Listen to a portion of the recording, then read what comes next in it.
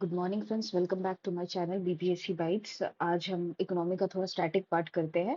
दो इसका इम्पोर्टेंस थोड़ा कम है एज कम्पेयर टू ज्योग्राफी। मैंने पहले भी बोला है कि ज्योग्राफी एक बहुत ही हाई यील्डिंग टॉपिक है। अगर आपने वो वीडियो मिस किया है तो प्लीज जाके जरूर देखिए, क्योंकि वो ना थोड़ी सी एफर्ट में आपको ज्यादा मार्क्स दे सकता है। अगर आप पिछले 2 साल के पेपर को एनालाइज करोगे तो चार क्वेश्चन जो है, चार चार क्वेश्चन जो है वो कहीं ना कहीं ज्योग्राफी से आई है। ठीक है, तो आप ज्योग्राफी को अपना एक important like specifically Bihar specific, जैसे उन्होंने इंडस्ट्री के बेसिस पे डिवीजन पूछ लिया था 68 में, 69th में एग्रो क्लाइमेटिक जोन के बारे में पूछ लिया था, और इंडिया का बेसिक फिजियोग्राफी के बेसिस पे पूछ लिया था। तो इस बार मोस्ट चांसेस है या तो वो फिर से 68th वाला क्वेश्चन रिपीट कर दे, या तो फिर सॉइल प्रोफाइल के बारे में पूछ ले, या ड्रेनेज पैटर्न के बारे में पूछ ले बिहार का।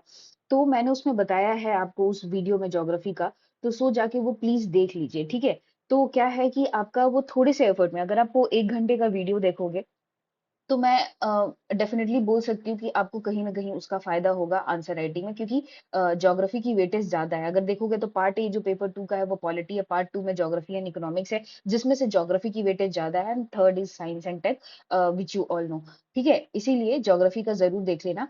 एंड ये जो इकोनॉमी के क्वेश्चन है ये थोड़ा ब्रॉडर अंडरस्टैंडिंग के लिए आपके लिए जरूरी है। बिकॉज क्या है ना, आंसर राइटिंग ऐसा नहीं है कि आपको हर चीज आनी चाहिए।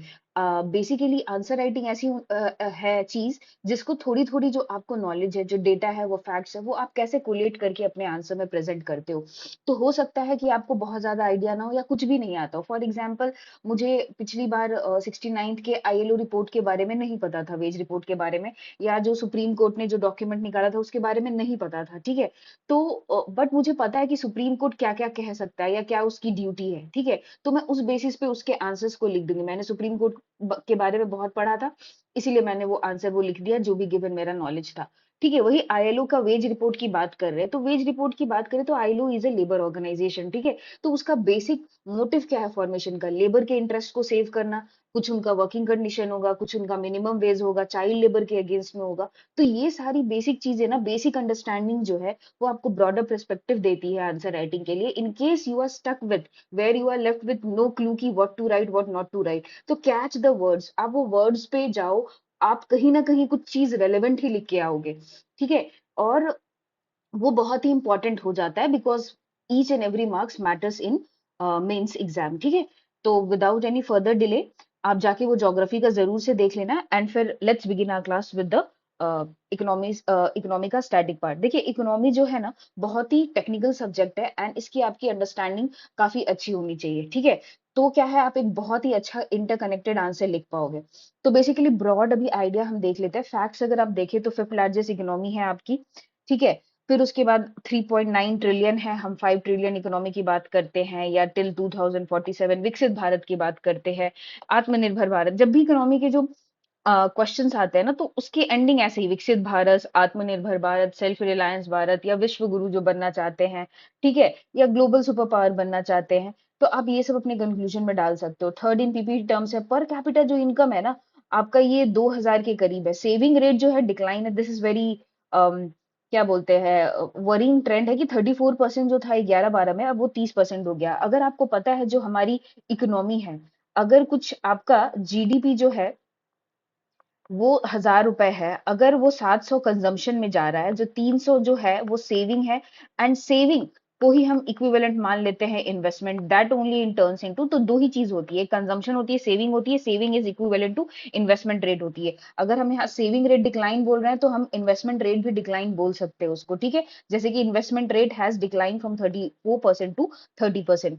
इकोनॉमी देखिए, तीन चार प्रकार की इकोनॉमी होती है, अभी हम लोग बाद में करेंगे। एक कंजम्पशन लेड इकोनॉमी होती है, एक आपकी सेविंग लेड इकोनॉमी होती है, और एक इन्वेस्टमेंट लेड इकोनॉमी होती है। तो बेसिकली कहीं ना कहीं जो सेविंग लेड इकोनॉमी है, इन्वेस्टमेंट लेड इकोनॉमी है, that creates a virtuous cycle. Consumption जो बेसिस है ना, that is not very good, which is the case in India. India is a consumption led economy. तो वही बात होती है कि कंजम्पशन लेड से हम लोगों को इन्वेस्टमेंट लेड या सेविंग लेड इकोनॉमी में चली जानी चाहिए। तो सेविंग रेट आपका डिक्रीज हुआ है, हाउस होल्ड जो सेविंग है वो 60% है, ये आप छोड़ सकते हो, टेक्निकल है। आपका हाउस होल्ड का डेट बढ़ा है। अब क्या है ना कि धीरे धीरे आप ट्रेंड देखोगे कि जैसे हमारे मम्मी पापा थे, तो वो ना कर्जा लेने से या जो क्रेडिट लेने से बहुत ही डरते थे। बट आज के जो मिलेनियंस है या जेंजी है, उनको क्रेडिट, ईएमआई, क्रेडिट कार्ड लेने में कोई दिक्कत नहीं होता है। इसीलिए स्लोली जो है ना, इंडिया का पैटर्न जो था सेविंग बेस्ड इकोनॉमी से कंजम्पशन लेड इकोनॉमी में हो जा रहा है, जहां हम लोग क्रेडिट नहीं करते थे, हम लोग सेविंग करते थे, थोड़े से अपने इच्छाओं को मारकर वो सेव करते थे। फिर उसके बाद आपका हम लोग जिंदगी व्यतीत करते थे। अब वही उल्टा हो रहा है। चाहे मिलेनियम के केस में हमारा जैसे ही डिस्पोजेबल इनकम इनकम आता है, हम ज्यादा स्पेंड करने लगते हैं, ठीक है। इन्वेस्टमेंट रेट आप चाइना का देखिए तो 50% है, ठीक है। Startup cluster model in China, जब भी आप स्टार्टअप की बात करेंगे, मैंने पहले शायद एक भास्कर इनिशिएटिव था जिसके बारे में मैंने करंट अफेयर्स में शेयर किया हुआ है, ठीक है। तो उसमें क्या था कि आपका जो स्टार्टअप है, बिहार में भी स्टार्टअप को काफी फोकस दिया जा रहा है। बिहार स्टार्टअप पॉलिसी है आपकी 2023 या 2022 की, ठीक है। वहां पे इंक्यूबेशन की बात करते हैं, फिर उनको कैपिटल या सीड इन्वेस्टमेंट की बात करते हैं। वैसे ही अगर स्टार्टअप की बात करें, और हम लोगों ने देखा था कि बिहार में काफी अच्छे अच्छे स्टार्टअप्स आ रहे हैं, जैसे हनुमान एम्बुलेंस सर्विसेज, सत्तूज करके है, जैसे बिहार बाइट्स है आपका, ठीक है। तो बिहार बाइट्स जो है आपको टूरिज्म को प्रमोट करता है। इंडिया में भी काफी सारे मॉडल्स हैं जो ये कर रहे हैं, जैसे ओला हो गया, जेप्टो हो गया, ठीक है। जीरोधा हो गया। तो ये सब काफी अच्छे स्टार्टअप है। तो ये जो थर्ड लार्जेस्ट हम लोगों का स्टार्टअप इकोसिस्टम है, अगर बिहार के केस में बात करें तो DIPPT ने उसे एस्पिरेशनल स्टेट में रखा है, मतलब इट हैज शिफ्टेड, इंप्रूव हुआ है बिहार के केस में, ठीक है। 1 लाख जो है रजिस्टर्ड है, आपको पता है 101 यूनिकॉर्न कंपनीज हो गए हैं हमारे इंडिया में, ठीक है। तो अब आते हैं प्लानिंग। देखिए ये आपके लिए इंपॉर्टेंट है क्योंकि आपके सिलेबस में डायरेक्टली मेंशन है। If you see your main syllabus, ये प्लानिंग आपके बहुत ही मतलब इंपॉर्टेंट टॉपिक होता है। प्लेन देखिए, इकोनॉमिक्स में ना कुछ ज्यादा बहुत ही बड़ा क्वेश्चन नहीं आएगा। प्लेन बेसिक सिंपल क्वेश्चन आ सकता है, जैसे पिछली बार ट्रिकल डाउन इफेक्ट के बारे में पूछा था। तो trickle down effect was nothing but, जो हम लोग जीडीपी को बढ़ाने के चक्कर में रहते हैं ना कि जीडीपी को बढ़ाएंगे तो फिर हमारा क्या बोलते हैं, प्रोडक्शन बढ़ेगा, प्रोडक्शन बढ़ेगा तो हमारा इनकम बढ़ेगा, इनकम बढ़ेगा तो पर कैपिटा बढ़ेगा, पर कैपिटा बढ़ेगा तो एक इंडिविजुअल के हाथ में डिस्पोजेबल इनकम बढ़ेगा, डिस्पोजेबल इनकम बढ़ेगा तो वो खर्च करेगा, सेव करेगा। तो वैसे जो है आपका जीडीपी क्या बोलता है कि जीडीपी को बढ़ाओ तो ऑटोमेटिकली आपका क्या है कि जो जो lower section of the society है उसको जाके बेनिफिट करेगा। इस केस में मैं आपको एक और चीज बताना चाहती हूँ, एक रहान कर्व है, ठीक है। और एक और चीज है, जब भी आप इकोनॉमी के, मैं ज्योग्राफी में भी बोल रही, टेक्निकल टर्म्स यूज करना मत भूलना, ठीक है। जैसे रहान कर्व है, वो क्या बोलता है कि पहले क्या होगा ना कि जब जीडीपी ग्रो करेगा ना तो इनइक्वालिटी इंक्रीज करेगी, एक पॉइंट ऐसा आएगा कि वो हाईएस्ट जाएगी, फिर धीरे धीरे वो आपका रिड्यूस होने लगी। आगे हम पढ़ेंगे इसके बारे में, ठीक है। तो चलिए प्लानिंग के बारे में डिस्कस करते हैं। प्लानिंग क्या होता है, जैसे कि आप अभी एग्जाम के लिए प्रिपेयर कर रहे हो तो आप प्लान किए होगे कि this would be my strategy. वैसे ही कंट्री के लिए प्लानिंग बहुत ही इंपॉर्टेंट हो जाती है। तो प्लानिंग के भी टाइप्स होते हैं, इम्पेरेटिव होती है, इंडिकेटिव होती है, नॉर्मेटिव होती है एंड रोलिंग प्लान होती है। तो पहले क्या था ना, हमारा प्री 1991 इंपेरेटिव था, बहुत ही सेंट्रलाइज था, गवर्नमेंट कंट्रोल था, ठीक है। गवर्नमेंट का हर चीज लाइसेंसिंग राज बोला जाता था। फिर पोस्ट 1991 ना इंडिकेटिव हो गया। इंडिकेटिव मतलब हम बस इंडिकेशन देंगे कि अच्छा ठीक है, ये मेरा टारगेट है। सपोजिटली मैन्युफैक्चरिंग पॉलिसी लाया है तो हम बोले भाई 25% वो एम्प्लॉयमेंट में कंट्रीब्यूट करना चाहिए या जीडीपी में कंट्रीब्यूट, तो वो बस इंडिकेट कर देता है। ऐसा कुछ बहुत ही सेंट्रलाइज या कंट्रोल नहीं रहता है। नॉर्मेटिव जो होता है वो थोड़ा सा स्ट्रेटेजिक होता है, जो आपका नीति आयोग आने के बाद हो गया है, ठीक है। तो रैशनल क्या है, देखिए रैशनल प्लानिंग का क्या, allocation of resources, because resources are scarce, so allocation of resources becomes the prime motive of the planning. Correct market failure, क्या क्या कभी कभी क्या होता है कि जो मार्केट है, मशीनरीज है, वो फेल हो जाती है। अब कोविड आ गया, ठीक है। तो उस समय में कुछ सडन आ गया, तो उस समय मार्केट मशीनरी ठीक से फंक्शन नहीं कर रही थी। तो वहां पे गवर्नमेंट प्लान करके कुछ इंटरवेंशन लाई थी, जैसे आत्मनिर्भर भारत या गरीब कल्याण योजना, ये सब लाई थी गवर्नमेंट, ठीक है। तो correct the market failure. Limitation of market mechanism है, ठीक है। देखिए जो भी हम लोग एडम स्मिथ की इनविजिबल मार्केट या कैपिटल मार्केट की बात करते हैं, तो कहीं ना कहीं उसमें कुछ तो नेगेटिव है, इनइक्वालिटीज बढ़ने लगती है, जो वल्नरेबल है और वल्नरेबल होते जा सकते हैं।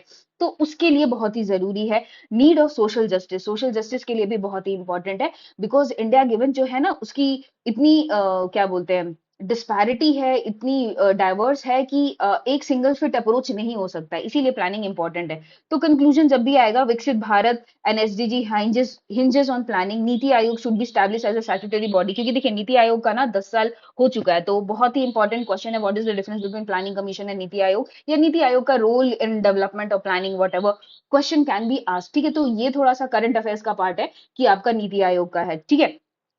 फिर उसके बाद है नीति आयोग का। देखिए, अब NITI Aayog must focus on new planning that is redistributive planning, coordinated planning, decentralise planning. देखिए, नीति आयोग ना डिसेंट्रलाइजेशन की बात करता है। जब भी हम गवर्नेंस में बात करते हैं या कुछ भी अच्छा करने की बात करते हैं, तो नीति आयोग क्या बोलता है कि भाई डिसेंट्रलाइज एसडीजी। एसडीजी बेसिकली क्या है? सोशल जस्टिस है। आप पॉवर्टी, हंगर, हेल्थ, ये सब जो है एसडीजी डील करता है। तो इसको बोलता है कि डिसेंट्रलाइज करो। अपने पास मतलब सेंटर के पास बहुत से नहीं है, आप ज्यादा कंट्रोल नहीं कर सकते। जब तक लोकल लेवल पे काम नहीं होगा, you can not improve on those areas. ठीक है, इसीलिए ये इंपॉर्टेंट हो जाता है। ठीक है, ये इंपेरेटिव प्लानिंग है, बहुत इंपॉर्टेंट नहीं है क्योंकि इस पर डायरेक्ट क्वेश्चन नहीं आएगा, बट यू शुड नो कि इंपेरेटिव प्लानिंग 1951 से 1990, तो उसका क्या पॉजिटिव है, क्या नेगेटिव था। ठीक है, आप पढ़ लेना। इंडिकेटिव प्लानिंग भी बहुत इंपॉर्टेंट नहीं है क्योंकि ये 2000 ये से पोस्ट लिबरलाइजेशन था, तो उसका आपका पॉजिटिव और नेगेटिव है, लेकिन पढ़ जरूर लेना, एक कर्सरी रीडिंग आप जरूर कर लेना। ठीक है, अब आते हैं, ये बहुत ही इंपॉर्टेंट टॉपिक है, that is planning commission and how NITI Aayog address. ठीक है, तो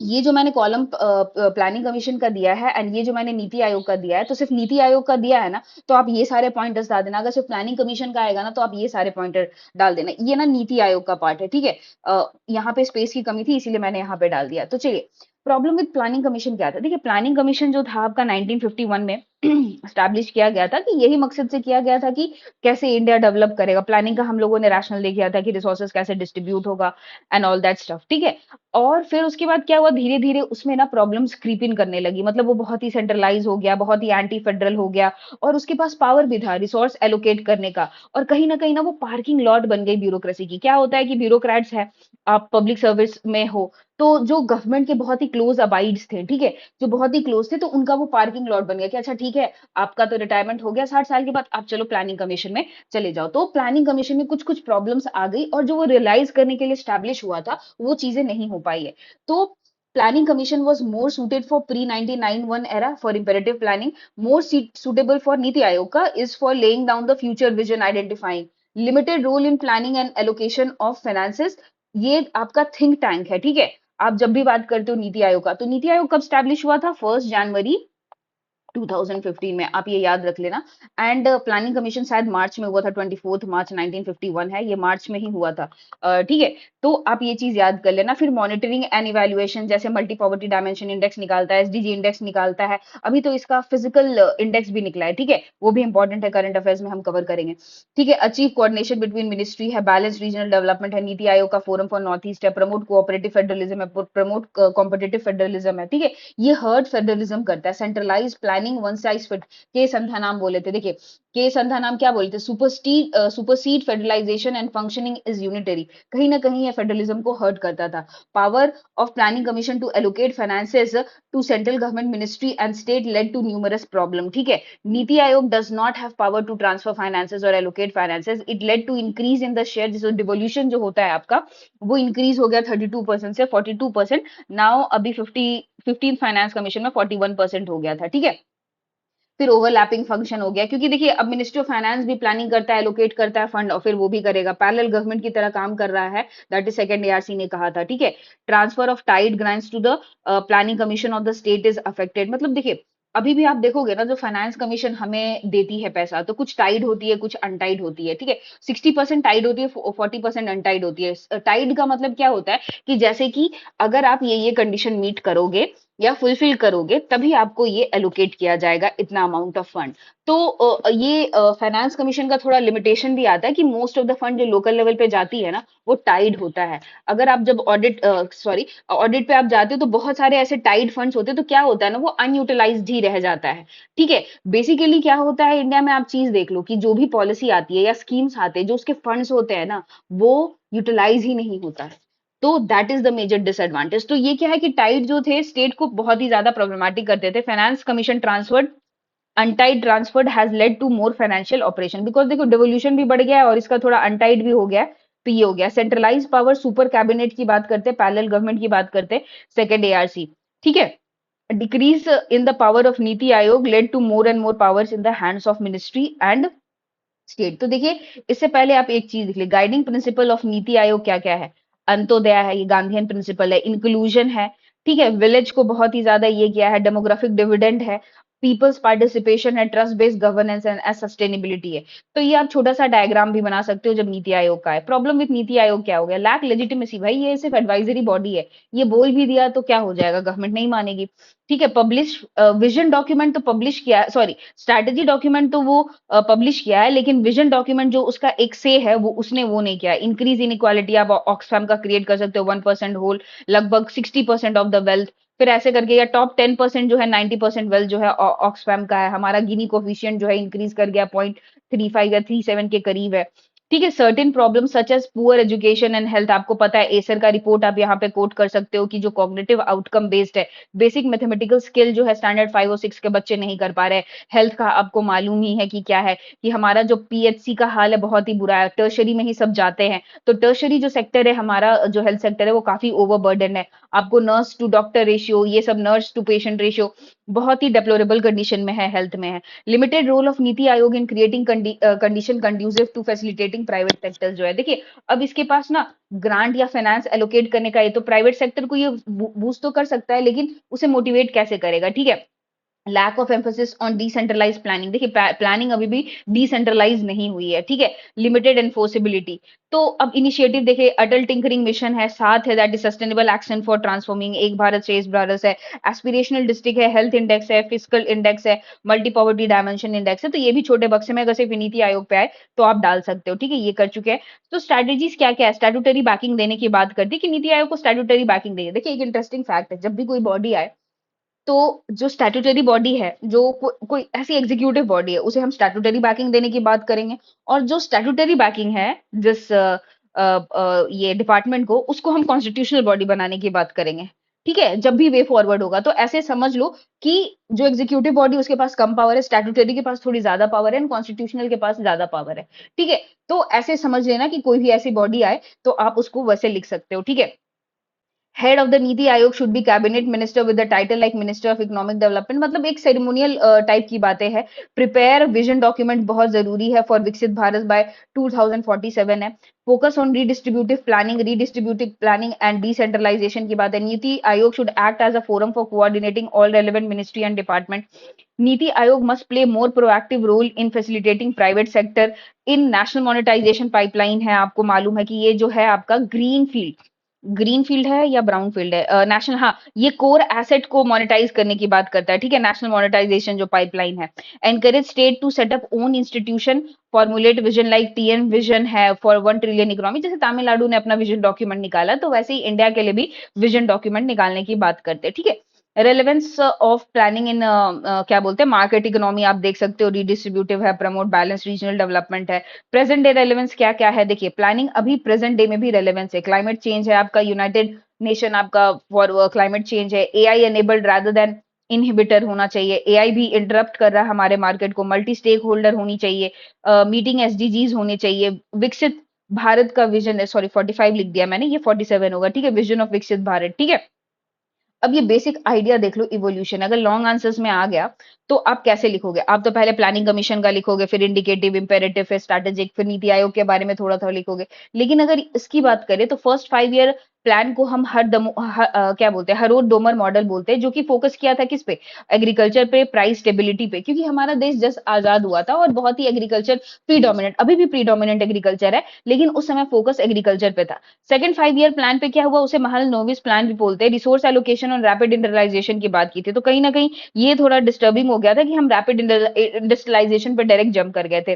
ठीक है, थर्ड ईयर को टेक ऑफ स्टेज या सेल्फ रिलायंस स्टेज या सेल्फ जनरेटिंग स्टेज हो गया था। फिर 66 से 69 तक प्लान हॉलीडे था। फिर आपका फिफ्थ 5 ईयर में डीपी धर गरीबी हटाओ, यहाँ पे इंदिरा गांधी का रूल था, तो हम लोगों ने, ये इकोनॉमिक क्राइसिस था, ऑल प्राइसेस बढ़ गए थे, तो गरीबी हटाओ आंदोलन, मतलब हम लोगों ने नारा दिया था। सेवेंथ 5 ईयर में सक्सेसफुल हो गए थे। अब ये 80, 85 है 90, अब ये ना राजीव गांधी का पीरियड का समय था, जहां पे वो कंप्यूटर्स वगैरह लाने की बात कर रहे थे। ठीक है, तब तक हमारा ग्रीन रेवोल्यूशन का भी थोड़ा सा आपका बेनिफिट हम रीप ऑफ करने लगे थे। तो जो हिंदू रेट ऑफ ग्रोथ है, जो 3% के इन एंड अराउंड होवर करता था, उसे हम क्रॉस कर गए थे। 8 5 ईयर में हमारा लिबरलाइजेशन एंड प्राइवेटाइजेशन हुआ था। नाइन्थ में आपको पता है ग्रोथ विद सोशल जस्टिस हो गया था। 10th 5 ईयर में हमारा जो 2002 से 2000 बहुत ही रैपिड ग्रोथ हुआ था, ये मतलब one of the highest growing phase था इंडियन के ये में पर्सपेक्टिव में। 11 5 ईयर में फास्टर फॉरवर्ड इंक्लूसिव ग्रोथ की हम बात करने लगे थे, एंड 12th में sustainable and more inclusive growth की बात करने लगे थे। तो बेसिकली फर्स्ट सेकंड थर्ड ऐसे करके आप लिख के इवोल्यूशनरी चीज दिखा सकते हो, ठीक है। अब देखिए, अब मैं इसे पूरा डिटेल में नहीं बताने जा रही हूँ, लेकिन when you will write the answer तो आपके ये दिमाग में होना चाहिए कि सेविंग की इंपॉर्टेंस क्या क्या है। और अभी आपको पता है इंडियन हाउस होल्ड का हम लोगों ने पढ़ा 40% डेट हो गया, इट मीन्स वो क्रेडिट ज्यादा लेने लगे हैं। इसीलिए क्या इंपॉर्टेंस है सेविंग का? इंक्रीज इन सेविंग, जैसे डिपॉजिट्स है, शेयर्स है, बॉन्ड्स है, जीसेक है, स्मॉल सेविंग है, स्कीम्स है। अब आपको क्या लगता है, आप बैंक में डिपॉजिट करते हो तो पैसा कहाँ जाता है? अगर देखिए, जो डिमांड डिपॉजिट है, जैसे सेविंग है, करंट अकाउंट है, वो तो डिमांड डिपॉजिट है। लेकिन कुछ जैसे आरडी, सॉरी, ये करवाया, फिक्स्ड डिपॉजिट करवाया, तो वो कहीं ना कहीं बड़े इंडस्ट्रीज को या गवर्नमेंट को वो लेंड हो जाती है, ठीक है। तो more money available for the with the bank, इसीलिए इंटरेस्ट रेट कमेगी। जब इंटरेस्ट रेट कमेगी तो easy access to capital for the companies होगी। जब इजी एक्सेस टू कंपनी होगी तो कंपनी को क्या है कि source of the government borrowing है, गवर्नमेंट भी बोरो कर सकेगी, ठीक है। Less dependence on imported goods है। फिर increase in gross fix capital formation है। देखिए, जब भी इंडस्ट्रीज को जाएगी पैसे, तो ऑब्वियसली वो फिक्स कैपिटल फॉर्मेशन में तो जाएगी ही, ठीक है। हमारा क्या बोलते हैं, एक्सपेंडिचर है, नेट एक्सपोर्ट बढ़ेगा, नेट एक्सपोर्ट बढ़ेगा तो हमारा जीडीपी बढ़ेगा, कैड गिरेगा, कैड मतलब करंट अकाउंट डेफिसिट गिरेगा, इंक्रीज इन इनकम लेवल होगा। जब इंक्रीज इन इनकम लेवल होगा तो हमारा कंजम्पशन एक्सपेंडिचर भी होगा, और हमारा और सेविंग बढ़ेगा। तो this becomes the virtuous cycle, ठीक है। तो इसीलिए सेविंग हमारा इंपॉर्टेंट है। प्रेजेंट डे आपको पता है सेविंग 60% है, 40% डेट है। हमारा सेविंग रेट घट गया है, ठीक है। तो फैक्टर अफेक्टिंग है, एक बार एक पढ़ लेना। तो मैं बस बेसिक आइडिया दे रही हूँ कि सेविंग का क्या है, ठीक है। Relationship between consumption, saving, investment, ठीक है। देखिए, अब एक चीज है, लो कंजम्पशन एक्सपेंडिचर है, खाना ही कम खा रहे हैं, जो अभी प्रेजेंटली चल रहा है। कि डिमांड क्यों नहीं है? क्योंकि कंजम्पशन लोगों का कम हो गया है। अभी एक रीसेंट रिपोर्ट आया था जहां पे डीजल का कंजम्पशन डिक्रीज हो गया। उसके वेरियस फैक्टर हो सकते हैं, अडॉप्शन ऑफ ईवी वगैरह सब हो सकते हैं, but because India is primarily dependent on fossil fuels, तो वो थोड़ा सा एक ब्लीक पिक्चर भी देता है कि अरे डीजल का डिमांड घट गया है, ठीक है। तो अगर कंजम्पशन लो तो इससे मतलब क्या होता है? हाई सेविंग हो रही है, लोअर डिमांड हो रहा है, डिस्करेज इन्वेस्टमेंट है। बहुत ज्यादा सेविंग भी बहुत इंपॉर्टेंट नहीं है। फिर डिक्रीज इन जीडीपी होता है, डिक्रीज इन इनकम होता है, accompanied by rising uncertainty. High consumption होता है, लो सेविंग होता है, हाई डिमांड होता है, lack of adequate saving make investment higher demand leads to inflation and stagflation में हो जाता है। मॉडरेट कंजम्पशन जो होता है वो सबसे बेस्ट मॉडल होता है। आप ये चीज पढ़ लेना कि क्या एडिक्वेट सेविंग होता है, मॉडरेट आपका मॉडरेट ये होता है, डिमांड होता है, एनकरेज मोर इन्वेस्टमेंट होता है, इंक्रीज जीडीपी होता है, इंक्रीज इन इनकम होता है। तो कंक्लूजन यही है कि ईस्ट एशियन कंट्रीज जैसे साउथ कोरिया हो गया आपका, वो जो है उसका इकोनॉमी ना consumption led economy to investment led economy में उन्होंने किया है, तब आपका वो विकसित भारत है। तो जब भी कंक्लूजन में आप लिखना तो India should be shifting from consumption led economy to investment led economy, which will create a virtual cycle and will lead to Viksit Bharat और डेवलप्ड नेशन टिल 2047, ठीक है। प्रॉब्लम विद कंजम्पशन आप देख लो, ये चीज है। तो ये ब्रॉडर अंडरस्टैंडिंग के लिए मैंने आपको दिया है, ठीक है। अब ये जो है इकोनॉमिक साइकिल ने इन्वेस्टमेंट का, higher saving is equal to higher investment, मैंने कहीं बोला था इक्विवेलेंट है। Increase in GDP, increase in job creation. देखिए, जीडीपी जब इंक्रीज कर रहा है इट मींस व्हाट, कि आपका प्रोडक्शन बढ़ रहा है। प्रोडक्शन बढ़ रहा है मतलब आपका मैन्युफैक्चरिंग वगैरह बहुत अच्छे से काम कर रहा है। जब काम कर रहा है तो कैपिटल इंटेंसिव भी होगा, लेबर इंटेंसिव भी होगा। तो जब लेबर इंटेंसिव होगा तो आपका जॉब क्रिएशन होगा, जॉब क्रिएशन होगा तो इंक्रीज इनकम लेवल होगा, जब इंक्रीज इनकम लेवल होगा तो आपका क्या होगा, आपका कंजम्पशन एक्सपेंडिचर भी बढ़ेगा, फिर हायर सेविंग भी होगा। मतलब increase in income level greater than consumption expenditure, मतलब सेविंग ज्यादा होगी, ठीक है। तो ये चीज आप देख लेना। तो ये सारी चीजें आपको अंडरस्टैंडिंग के लिए, आपको पढ़ना नहीं है, बस अंडरस्टैंडिंग के लिए एक बार रीड कर लेना, ठीक है। फिर उसके बाद हम आते हैं इकोनॉमिक ग्रोथ। देखिए, इकोनॉमिक ग्रोथ का जनरल, अच्छा, बिहार के पर्सपेक्टिव में आपको बता दूं कि अभी उसका जीएसडीपी जो है आपका लगभग 10 लाख के करीब में है, ठीक है। 10 लाख 97 लाख करोड़ है। अगर आपका फिजिकल डेफिसिट की बात करें तो उनका टारगेट 3% है। पिछले बार भी उन्होंने टारगेट किया था, लेकिन अभी 9.2% है, जो रिवाइज या एस्टिमेटेड है ना 2024 एंड 25 का, वो 9.2% आपका फिजिकल डेफिसिट है। आपका 74% जो होता है ना नॉन डेवलपमेंटल होता है, बाकी 24% जो होता है वो आपका कैपिटल एक्सपेंडिचर होता है, ये रेवेन्यू एक्सपेंडिचर होता है। देखिए, in order to become like self sustaining, आपका क्या बोलते हैं, गुड इकोनॉमी, आपका कैपिटल बजट या कैपेक्स जो होता है, कैपिटल एक्सपेंडिचर इंक्रीज होना चाहिए। कैपिटल एक्सपेंडिचर इंक्रीज करेगा, इट मींस प्रोडक्शन इंक्रीज करेगा, जॉब क्रिएशन होगी, ये सारी चीजें होगी। अभी इंडिया का भी आप देखना तो वो 3.3% ऑफ द जीडीपी हो गया है, जो कि काफी बूस्ट देता है आपका जॉब क्रिएशन में, ठीक है। तो बिहार के परस्पेक्टिव से आप ये चीजें रख लेना कि हमारा जीएसडीपी 10 लाख के करीब है, 10 लाख करोड़ के करीब है। फाइनेंशियल आई थिंक 290 है या 260 के करीब जो है लाख करोड़ जो है ना, वो बजट का साइज है। आप एक बार देख लेना। और 21% जो है वो एजुकेशन के लिए गया है, सेकंड 6% रूरल डेवलपमेंट के लिए गया है, ठीक है। मैं कहीं डाली होंगी ये चीजें। तो इकोनॉमिक ग्रोथ क्या है? Increase in inflation adjusted market value of the goods and the services produce by an economy in an financial year. देखिए इकोनॉमिक ग्रोथ वही है, ठीक है। तो क्या होता है, चैलेंजेस क्या होता है आफ्टर कोविड जो है, हमारा लॉकडाउन हुआ है, फिर उसके बाद रशिया यूक्रेन है, इसराइल वाला है, आपका सिंक्रोनाइज मॉनेटरी टाइटनिंग हुआ। अब देखिए क्या हुआ कि डिमांड जब रिड्यूस हो गया, क्या बोलते हैं, लोगों के पास जब ये कोविड खुला तो लोगों के पास बहुत ज्यादा पेंटअप डिमांड था, तो वो बहुत ज्यादा खरीदने लगे। बहुत ज्यादा खरीदने लगे मतलब इन्फ्लेशन ज्यादा हो गया। इन्फ्लेशन ज्यादा होता है तो आपको क्या मालूम होता है कि आपको इंटरेस्ट बढ़ाना होता है, ताकि मनी की लिक्विडिटी थोड़ी कम हो। इसीलिए synchronise tightening all over the globe देखी गई।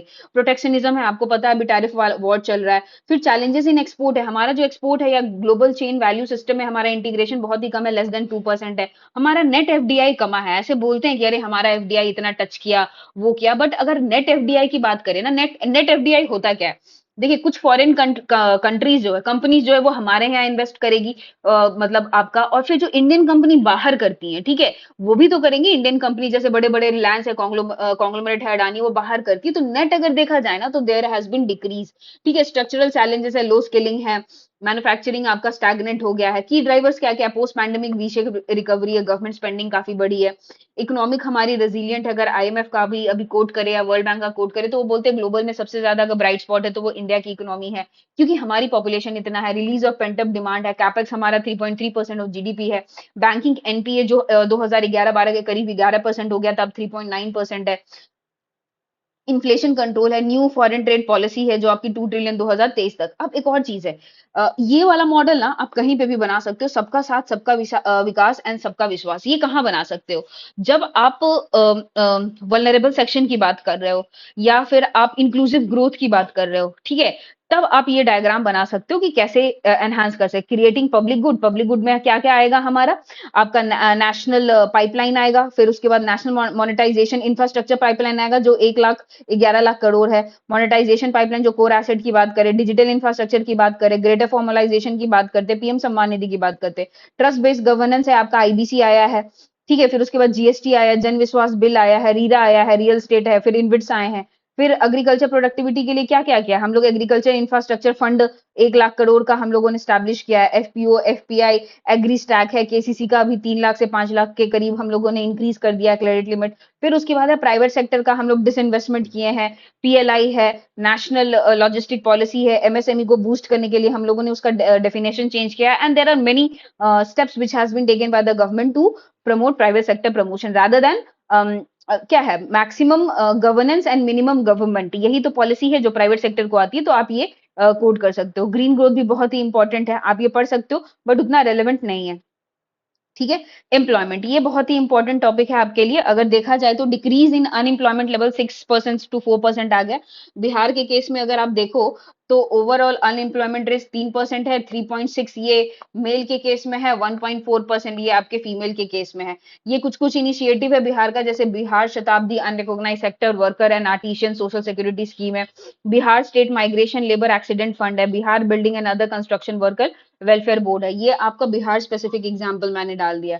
अगर प्रॉब्लम देखें ना तो there is an employment gap. जो हमारा लेबर फोर्स जो ग्रो कर रहा है वो काफी स्पीड से ग्रो कर रहा है, लेकिन जो एम्प्लॉयमेंट क्रिएट हो रही है वो कम हो रही है। ये आप ग्राफ बना सकते हैं कि लेबर फोर्स जो ग्रो कर रहा है 2.2% कर रहा है, लेकिन हमारी एम्प्लॉयमेंट जो है 1.4% के तहत ग्रो कर रही है।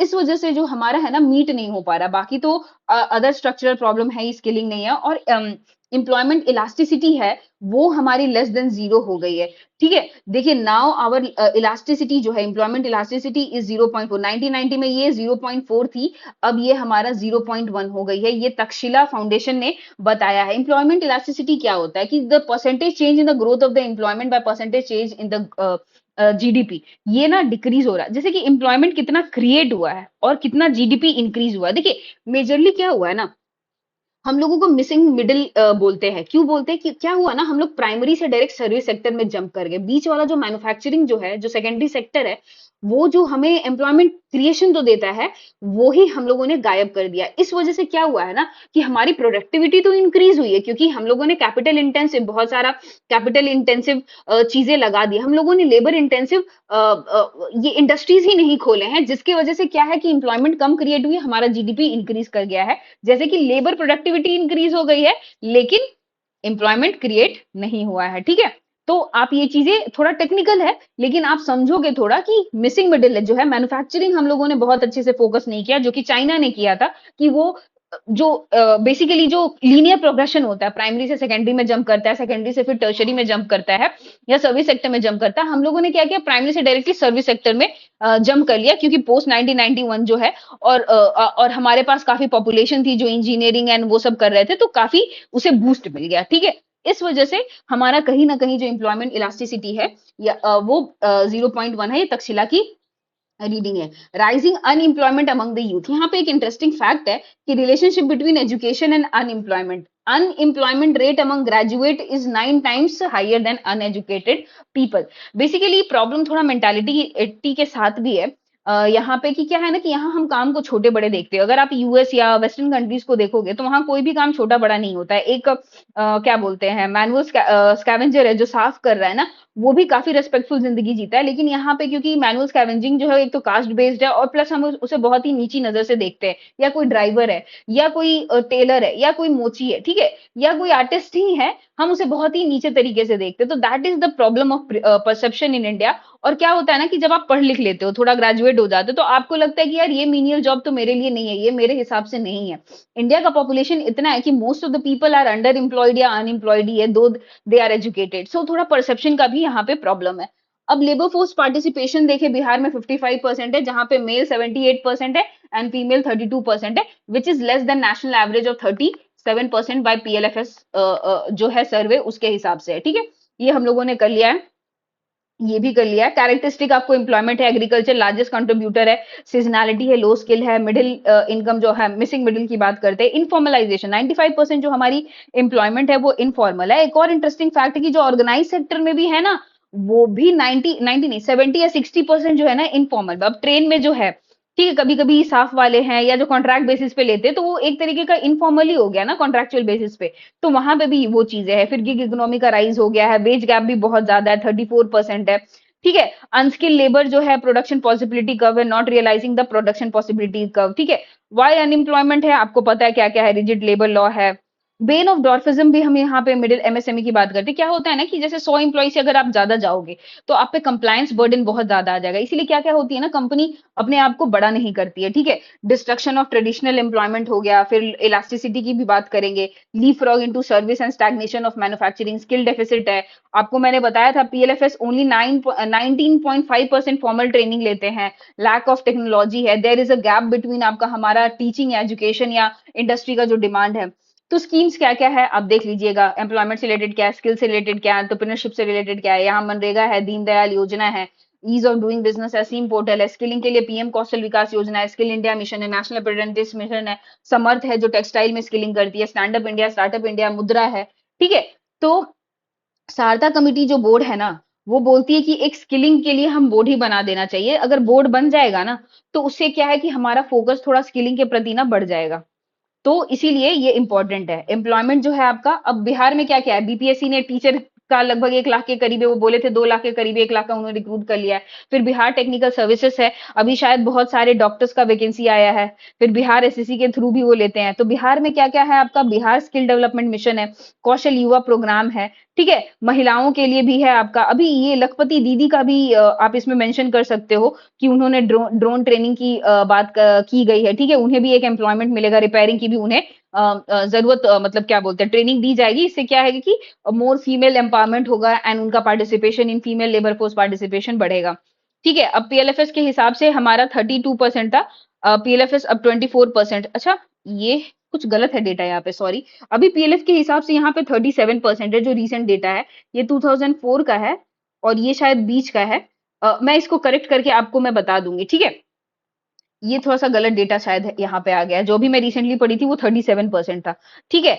तो अब देखिए कि फीमेल लेबर फोर्स पार्टिसिपेशन क्यों ज़रूरत है? इकोनॉमिक ग्रोथ के लिए ज़रूरत है। अगर क्रिस्टिन लेगार्ड की बात करें जो बहुत ही फेमस इकोनॉमिस्ट है, वो बोलती है कि अगर वुमेन पार्टिसिपेट करेगी तो हमारा जीडीपी जो है ना 30% से इंक्रीज़ कर जाएगा। इंक्लूसिव डेवलपमेंट की बात करते हैं। यहाँ पे आप मलाला को कोट कर सकते हैं, you can not progress until unless you withhold like half of the population with in the four walls. ठीक है? एम्पावरमेंट की बात करते हैं, जब तक वो एम्पावर नहीं होंगी तब तक आप कहाँ से कंट्रीब्यूट कर पाओगी। फिर जेंडर डिविडेंड की भी हम बात करते हैं। जब हम डेमोग्राफिक डिविडेंड की बात करते हैं तो डेमोग्राफिक डिविडेंड में 50% तो आपकी विमेन भी होंगी ना, तो विमेन की भी तो जेंडर डिविडेंड की बात करनी पाएगी। इसीलिए हमारा फीमेल लेबर फोर्स पार्टिसिपेशन बहुत ही जरूरी है। तो बेसिकली डिमांड लो क्यों है हमारा जो फीमेल लेबर फोर्स पार्टिसिपेशन है। देखिए, एक डिमांड साइड होता है, एक सप्लाई साइड होता है। ठीक है? तो डिमांड साइड में क्या है, वेज गैप बहुत ज्यादा कम है, आपका 34% की कमी है। ठीक है? अगर आप देखो इस केस में ऑस्ट्रेलियन मॉडल बहुत ही बढ़िया है, वहां पे जेंडर पैरिटी पे इज वेरी इक्वल। ठीक है? सीसेशन हो गया है, मतलब कोविड के बाद जितनी महिलाओं ने जॉब खोया है ना, उतने पुरुषों ने नहीं खोया है। ठीक है? मदरहुड पेनल्टी की बात करते हैं कि जैसे माँ बनती है ना, तो मैटरनिटी बेनिफिट एक्ट के तहत अगर देखा जाए तो बहुत सारे कंपनी जो प्राइवेट कंपनीज है वो नहीं लेती, क्योंकि अगर वो मैरिंग एज में तो उनको लगेगा अरे बैठा के इनको पैसा देना पड़ेगा। प्लस क्या है ना कि मदरहुड के बाद क्या होता है ना हमारा ये आप बच्चे के बाद क्या होता है ना कि ऐसा तो नहीं है कि बच्चे देने के बाद भी आपका क्या बोलते हैं बच्चा बड़ा हो जाता है, उसको 5 6 7 साल काफी अच्छा केयर की फोस्टरिंग की जरूरत होती है, जिसकी वजह से क्या होता है ना कि करियर जो है ना वुमेन का बैक सीट ले लेता है। बायोलॉजिकली बायोलॉजिकली ये चीजें क्रिएट है। तो ये क्या होता है कि वो प्रोग्रेस नहीं कर पाती है करियर लैडर पे। ठीक है? आपको एक इंटरेस्टिंग फैक्ट दिखाओगे, पता नहीं आप ये इमेजिन कर पाओ, जो भी सक्सेसफुल वुमेन होंगी ना मोस्टली दे आर सिंगल। ठीक है? आप चाहे इंदिरा नूई छोड़ दीजिए, अभी जो भारत बायोटेक की जो है मैम, क्या नाम है उन मैम का, वो भी सिंगल ही है। तो आप देखना ज्यादातर जो है वो सब सिंगल ही रहती है, तभी वो ऊपर लैडर में पहुंच पाती है। कहीं ना कहीं वो conflict between biological clock and career clock यहाँ पे बहुत ही इंपॉर्टेंट हो जाता है। ठीक है? सेफ्टी इशू भी होता है। आपको पता है क्या क्या मतलब सिनेरियो, सप्लाई साइड में क्या क्या पर कैपिटा इनकम जो है इंक्रीज हो गया है। अब देखिए, थोड़ा पेट्रियार्कल सोसाइटी तो है।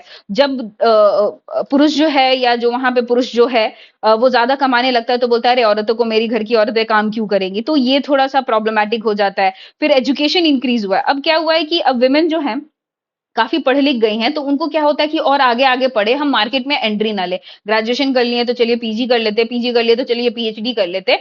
तो उसको यू हाइपोथेसिस बोलते हैं, फेमिनाइजेशन ऑफ यू हाइपोथेसिस बोलते हैं।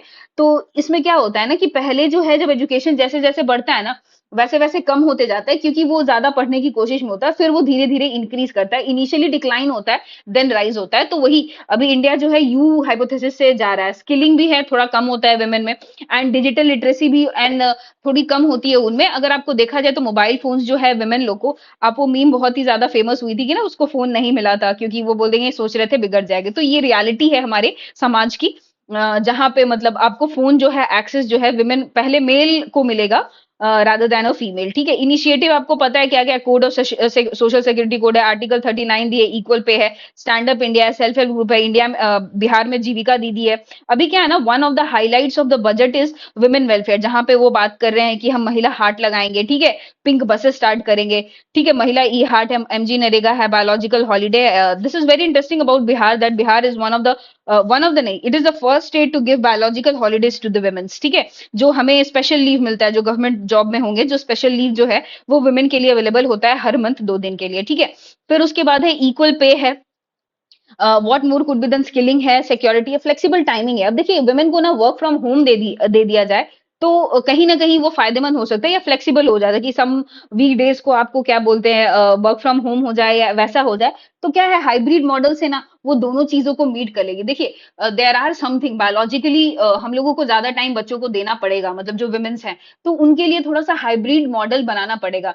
क्योंकि देखिए, जो जॉब बनाई गई है ना वो मेल डोमिनेंट के पर्सपेक्टिव से ही बनाई गई है, जितनी भी सिस्टम बनाई गई है ना, क्योंकि हमारा इवोल्यूशन वैसे ही हुआ है। जब हम लोग सिडेंटरी लाइफस्टाइल में, नियोलिथिक एज से जब हम लोग सिडेंटरी लाइफस्टाइल में घुसे, विमेन वेयर बेसिकली क्या बोलते हैं, जो हाउस होल्ड वर्क में ही वो काम करने लगे, तो हमारा इवोल्यूशन ही ऐसे हुआ है कि वो डोमेस्टिक काम करेंगे, मर्द जाएंगे बाहर कमाएंगे। इसीलिए जो सोसाइटी जो बाहर अभी सेटअप बनी है वो मोस्टली मेल स्पेसिफिक है। इसीलिए जो क्या है ना कि हमें वर्किंग एनवायरनमेंट भी ना थोड़ी सी जेंडर सेंसिटिव बनानी चाहिए, ठीक है। अगर आप बड़े बड़े एमएनसी में, गूगल वगैरह में जाओगे तो वहां पे जेंडर सेंसिटाइजेशन वीक होता है, जहां पे वो बताते हैं कि कैसे है। देखिए, थोड़ी प्रॉब्लम यहाँ पे बिहार गवर्नमेंट भी, इन्होंने 33% तो ला दिया है, but the point is they have not gender sensitise people, कि जो वहां पे पीपल हैं या लोग हैं जो बूढ़े हैं, उन्हें सेंसिटाइज नहीं किया गया है कि अगर फीमेल आएगी तो कैसे बिहेव करना है या कैसे बात करना है। दिस इज द प्रॉब्लम है यहाँ पे अभी बिहार गवर्नमेंट में, ठीक है। तो ये सेंसिटाइजेशन ड्राइव भी होनी चाहिए, जो कि आपको मोर वेलकमिंग फील कराएगा आपके वर्क प्लेस को, ठीक है। आप यहाँ पे देख लीजिए, यहाँ पे सीएम उद्यमी योजना है, यहाँ पे 10 लाख के करीब आपको मिलता है। बजट 2025 में one of the highlights women welfare है, पिंक बसेस की बात की है। नेशनल जेंडर वेज गैप जो है वो नेशनल में 34% है, बिहार में थोड़ा कम है, ठीक है। अ, ये हो गया, ठीक है। जेंडर वेज गैप है, ये तो पढ़ लिया हम लोगों ने। जॉबलेस ग्रोथ आप एक पढ़ लेना, ये बहुत ही इंपॉर्टेंट नहीं है, ठीक है। इनफॉर्मलाइजेशन भी आप पढ़ लेना। गिग आप पढ़ सकते हो कि गिग इकोनॉमी क्या है। गिग इकोनॉमी को डिफाइन कौन करता है? According to social security code, performance work which is outside traditional. देखिए, यहाँ पे एम्प्लॉयर एम्प्लॉय का रिलेशन नहीं होता है, ठीक है। नीति आयोग बोलते हैं कि 1.5% ऑफ द टोटल वर्कफोर्स होता है, 77 लाख का जॉब है। तो गिग इकोनॉमी भी तीन प्रकार की होती है: low skilling, medium skilling and high skilling. Low skilling में स्विगी जोमेटो वाले आते हैं, ठीक है। मीडियम वाले में अर्बन क्लैप वाले आते हैं, एंड हाई में वीडियोग्राफी एडिटिंग वाले आते हैं। तो 31% यहाँ है, 41% यहाँ है, एंड 22% यहाँ पे है, ठीक है। तो आपका गिग इकोनॉमी का ग्रोथ क्यों हुआ? एक डिमांड साइड है, एक सप्लाई साइड है। डिमांड साइड क्या है? Demographic dividend due to higher share of working age population, इसीलिए lack of adequate formal sector job है, फॉर्मल सेक्टर में जॉब हमारा नहीं है। लो एंट्री बैरियर है। बैरियर क्या है? मतलब आपकी क्लीन इमेज होनी चाहिए, ड्राइविंग लाइसेंस होनी चाहिए, आप बन गए जोमेटो स्विगी वाले, ठीक है। सप्लीमेंट्री इनकम है। कभी कभी क्या होता है कि एक जो आदमी है काम कर रहा है उसके लिए फुलफिल नहीं होता है, तो वो रातों में ये डिलीवरी का ही काम करता है, ठीक है। राइजिंग कंज्यूमर डिमांड है, डिस्पोजेबल इनकम है। अब देखिए, हमारा जीडीपी तो ग्रो कर रहा है, लेकिन इनइक्वालिटीज है। तो एक सेक्शन ऑफ द सोसाइटी ऐसी है जिसके पास बहुत पैसे आ रहे हैं, डिस्पोजेबल इनकम है, तो वो खर्च करेंगे, इसीलिए गिग इकोनॉमी बढ़ रहा है। अब सप्लाई साइड क्या है? अडॉप्शन ऑफ टेक है। देखिए, सप्लाई साइड में क्या है? अब हम लोगों को इंटरनेट पेनिट्रेशन मिल गया है, एक फोन मिल गया है, तो अब क्या है कि घर बैठे ही हम लोग कुछ भी डिमांड कर सकते हैं, ठीक है। Growth of the asset light business model like Ola and Uber. Low operating cost है of the gig worker not employ. देखिए, जब एम्प्लॉय होता है तो आपको पेरोल बनाना पड़ेगा, पेरोल बनाना पड़ेगा तो आपको उसका ईपीएफ का भी डिमांड मीट करना पड़ेगा, आपका एनपीएस का भी डिमांड मीट करना पड़ेगा, तो बहुत सारे लॉज आ जाते हैं, इस वजह से ये लाइट है, ठीक है। फिर उसके बाद है आपका बेनिफिट्स क्या क्या है? एम्प्लॉयर के लिए कॉस्ट रिड्यूस होता है, ऑपरेटिंग कॉम्प्लेक्सिटी रिड्यूस होती है। एम्प्लॉय के पर्सपेक्टिव से देखें तो डेमोक्रेटाइजेशन ऑफ जॉब है, प्रमोट माइक्रो एंटरप्रेन्योरशिप है, बूस्ट देयर जॉब क्रिएशन है, एनहांस स्किल है। लेकिन सब grass is greener on other side होता है। तो जैसे कि क्या है? Misclassification of workers as a independent contractor by the online aggregator, ठीक है। Issue of accessibility rural India में अभी भी नहीं है। स्किल मिसमैच है, higher educational achievements are not finding work commissionerate with the skill है, ठीक है। सोशल सिक्योरिटी बेनिफिट है, लैक ऑफ ऑपरेशनल फ्रीडम है। कहीं कहीं पे क्या होता है ना कि उनका ऑपरेशनल फ्रीडम ज्यादा नहीं होता है, क्योंकि वो सेट नहीं कर पाते प्राइस। अब जैसे कि अब ओला या उबर आप रैपिडो कर रहे हो, ठीक है, तो आपका वो दिखाता है कि अच्छा ये प्राइस है, ये तो वो कंपनी डिसाइड करी है, वो जो राइडर है वो तो डिसाइड नहीं कर रहा है, तो ऐसा हो नहीं सकता। अभी शायद कोई एक तो आया था जो वो प्राइस बोलेगा, फिर आप फिर मिड पॉइंट में पहुंचोगे, ठीक है। Greater control by employer, opaque algorithm है, assigning disproportionate power to consumer. अब देखिए, जैसे कि डिलीवरी है, अगर खराब हो गया या आप लेट से गए तो वो जो पेनल्टी होती है ना, वो जो डिलीवरी का है ना उसको ही देना पड़ता है। इसीलिए ये थोड़ी सी प्रॉब्लमैटिक चीजें हैं गिग इकोनॉमी में। गिग इकोनॉमी में आई थिंक केरला जो है या राजस्थान, हाँ यहाँ देखिए, Rajasthan is the first state law regulating gig economy. Karnataka gig worker bill लाया है, जो कि वेलफेयर बोर्ड की स्टैब्लिशमेंट की बात करता है, 14 days prior notice before firing की बात करता है। और यहाँ पे नीति आयोग का एक रेज इनिशिएटिव भी है कि रिकॉग्नाइज करो, उनको अलाउ करो कि वो सोशल सेक्टर स्कीम में पार्टिसिपेट कर पाए, इनकॉर्पोरेट करो, सपोर्ट करो, एंश्योर करो। तो रेज फ्रेमवर्क जो है आपका नीति आयोग का, इसी के बारे में देखिए।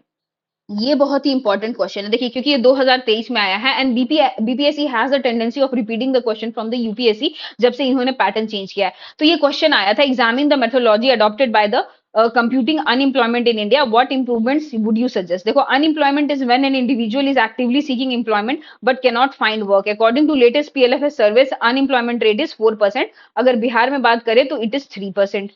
ठीक है।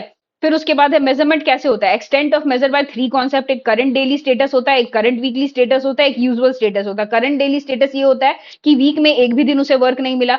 वीकली स्टेटस में देखा वीक में 1 घंटा भी उसको कोई वर्क नहीं मिला। यूजुअल स्टेटस होता है कि मैक्सिमम जो ईयर है ना वो बैठा ही रहा। ठीक है, टू मेजर सर्वे होता है, एक पीएलएफएस होता है और एक होता है ये all India quarterly establishment based on employment survey. Periodic survey क्या क्या कंडक्ट करता है, quarterly and annual rate of unemployment, employment parameters like labour force participation, female labour force participation, और भी डेटा ये देता है पीएलएफएस। और ये जो all India quarterly establish based on employment है, ये लेबर ब्यूरो द्वारा करवाया जाता है, ये एनएसओ द्वारा करवाया जाता है। ये quarterly data of employment both organised and unorganised. Issue क्या क्या है, अंडर रिपोर्टिंग है यार अनएम्प्लॉयमेंट की। ठीक है, इनएडिक्वेट focus on rural India. Basically क्या है, जो भी पैरामीटर्स है वो लगाते हैं अर्बन एरिया में, शॉर्ट टर्म में वो दे देते हैं। चेंजिंग नेचर ऑफ एम्प्लॉय, अब गिग एम्प्लॉयमेंट आ गया, sample size is to low. ठीक है, तो आप सजेशन क्या क्या दोगे, एनहांसिंग सर्वे फ्रीक्वेंसी कवरेज है, ठीक है, इंक्लूजन वाइडर अनऑर्गेनाइज सेक्टर को और गिग एम्प्लॉयमेंट को ये करने। Future survey must be focus on skill mismatch. देखिए रादर देन कि इतने अनएम्प्लॉयड है इतने एम्प्लॉयड है, आप देखो तो कि